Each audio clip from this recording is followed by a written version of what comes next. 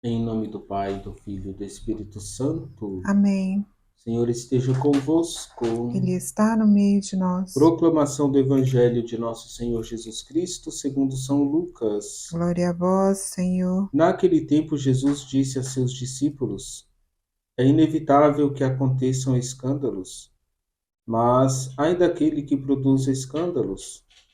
Seria melhor para ele que lhe amarrassem uma pedra de moinho no pescoço e o jogassem no mar do que escandalizar um desses pequeninos. Prestai atenção. Se teu irmão pecar, repreende-o. Se ele te converter, perdoa-lhe. Se ele pecar contra ti 7 vezes num só dia, e 7 vezes vier a ti dizendo: Estou arrependido, tu deves perdoá-lo. Os apóstolos disseram ao Senhor: Aumenta a nossa fé. O Senhor respondeu: Se vós tivesseis fé, mesmo pequena, como um grão de mostarda, poderíeis dizer a esta moreira: Arranca-te daqui e planta-te no mar, e ela vos obedeceria. Palavra da salvação. Glória a vós, Senhor. Queridos irmãos e irmãs, Jesus está elevando a nossa capacidade de perdoar por meio deste evangelho.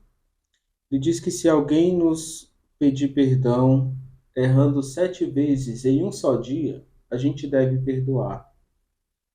Talvez não tenhamos a força, a coragem, a decisão, a paciência para perdoar a mesma pessoa que errou contra nós 7 vezes. Se a gente para na nossa força humana, vai faltar esta vontade, decisão, essa capacidade. Mas os discípulos, notando a dificuldade, clamam ao Senhor: aumenta a nossa fé.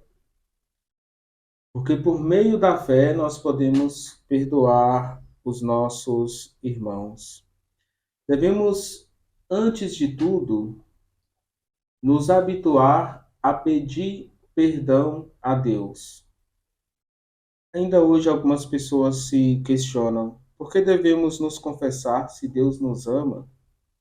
Justamente porque Ele nos ama, nós devemos pedir perdão ao Senhor. Quando nós pedimos perdão pelos nossos pecados, nós estamos mostrando que para nós não existe vida fora de Deus. O pecado consiste em um ato concreto e consciente de desamor a Deus. Se eu cresço na consciência, na capacidade de amar o Senhor, com certeza eu poderei evitar o pecado. Mas lembre-se disso: pecar é um ato concreto de desamor ao Senhor. Se a gente persistir no pecado e nele morrer, significa que concluímos a nossa caminhada nesta terra em estado de separação na nossa relação com Deus. Separação causada pelo nosso ódio a Deus, dizem alguns santos. E assim ficaremos separados dele por toda a eternidade, por escolha própria. Então, o pecado mortal pode tirar de nós a herança da vida eterna. Queridos irmãos e irmãs, Deus nos ama e apesar de nosso pecado em relação a Ele, Ele quer que nos arrependamos e peçamos dele o seu perdão. E Ele está ansiosamente esperando para nos conceder o perdão. Deus perdoa quantas vezes a gente se arrepender.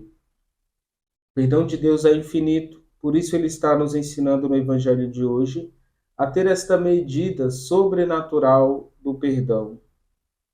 Queridos irmãos e irmãs, a única maneira de merecer a salvação é desistir do nosso orgulho e aceitando a condição de que somos pobres pecadores.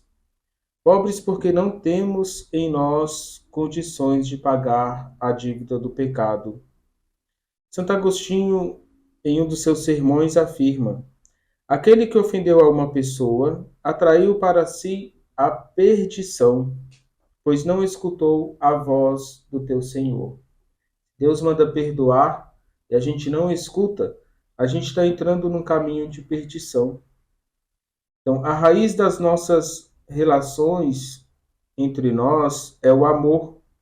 O amor que devemos nutrir por todos e que verdadeiramente o temos se colocarmos o mandamento de Deus em prática através das nossas ações para com os nossos semelhantes. Jesus coloca uma ordem no evangelho de hoje no imperativo. Se o seu irmão vier pedir perdão, depois de pecar 7 vezes em um só dia, perdoe o teu irmão. Devemos obedecer esse mandamento de Jesus. É necessário, porém, recordar que a falta de perdão é um sinal de que não conseguimos colocar esta verdade do amor a Deus e ao próximo em prática. A falta do perdão muitas vezes se sobrepõe à nossa oração.